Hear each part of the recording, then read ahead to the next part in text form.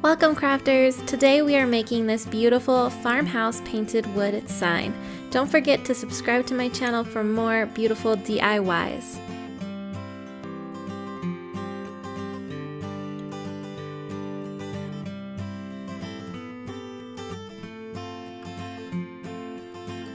First, you'll upload the Stay a While file into Design Space. This file is available on our website, but you could use any design that you would like for your sign.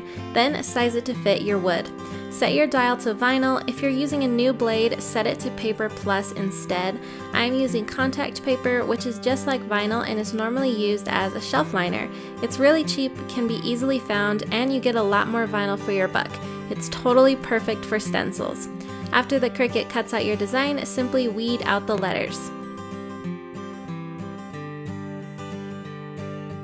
Time to stain your wood. I love Jacobine. It's got a dark, rich, and warm color.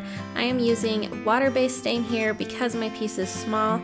If you're doing a large piece, oil-based tends to be a bit easier to spread, but I like water-based because it dries quickly and the cleanup is so much easier. Make sure to prep your workspace and wear protective gear like gloves and a mask. After spreading the stain, be sure to wipe off any excess stain, wiping in the direction of the grain. Then apply a poly sealer. I use water-based stain because it doesn't add a yellow tone and it dries a lot quicker. I also use matte because I don't really like the glossy effect on the wood. And then when you're applying it, move in the direction of the grain. I use a foam brush for this so that I don't leave any brush strokes. Now that the sealer has dried, it's time to paint. I wanted to add a gray line across under the a while to give it a little more character. The a while was just under 2 inches tall, so I made about a 2-inch space using the painter's tape. Then I paint over the edges with the poly. This will prevent large paint bleeds and give it a nice crisp line when you peel off the tape. After the poly has dried, paint in the gray line. I don't actually have gray paint, so I just mixed white and black to the color I wanted. I have done this with acrylic and latex paint and both have worked totally great. I am making one small sign, but if I were making a lot for gifts, then I would use a can of paint to be a little bit more cost efficient. While the gray paint is drying, prep your stencil. I am again using the clear contact paper to transfer the stencil.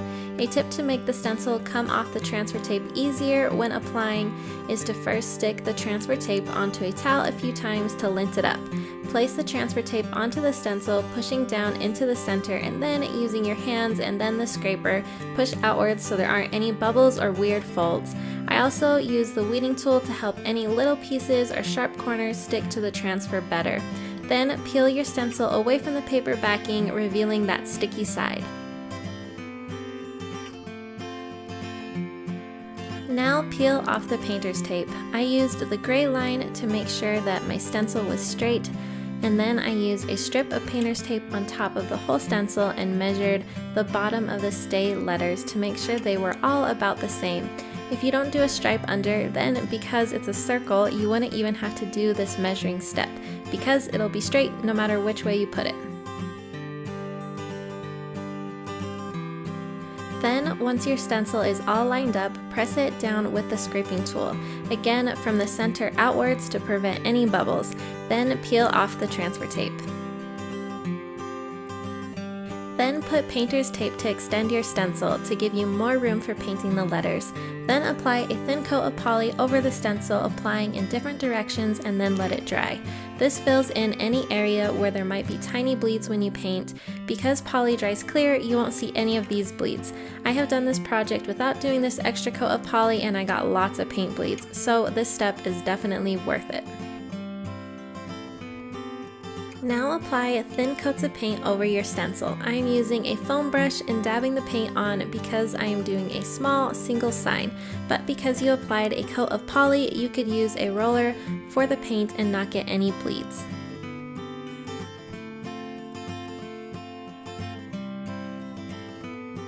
After a few coats of paint and after the paint has dried, peel off your stencil. I peel my stencil from left to right because it gets most of the stencil off in one go, and then carefully weed out the inside of the letters.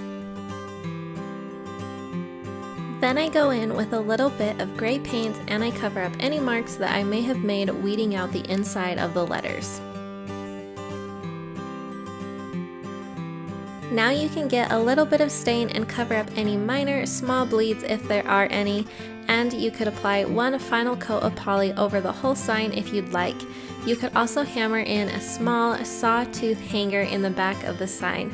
I like these sawtooth hangers that already have pointy edges because you don't have to hold a tiny nail and hope you don't smash your thumbs.